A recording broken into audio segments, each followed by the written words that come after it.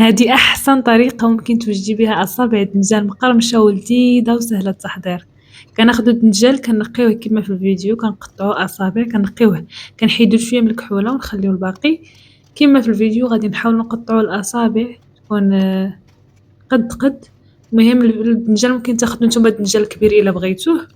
أنا كنفضل هاد الدنجال اللي كيكون صغير، كيكون بلدي، كيكون طري وزوين، ما كيكونش بحال هداك الدنجال الكبير دي فوا كتلقى فيه شي وحدات مرات.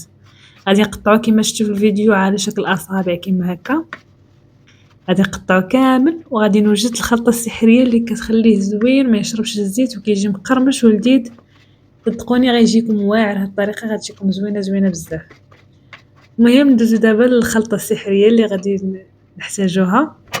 غناخدو واحد الإناء غادي نديرو فيه كاس ديال الفورس ونص 2 معالق ولاتين نص كاس ديال الفينو، ولا ديرو دقيق ديال الذرة. انا درت دقيق ديال الذرة. غادي نديرو بيضة، راس معلقة صغير ديال خميرة الحلويات، والتوابل درت فيها تحميرة، خرقوم، بودرة البصل والملحة. غادي نخلطو كلشي بمية دافية، نحاولو الخليط نخليوه ثقيل شوية ميكونش خفيف بزاف، وغادي ندوزو فيه الدنجال ديالنا بشوية وغادي نبقاو نحطوه باش نقليوه في زيت تكون سخونة.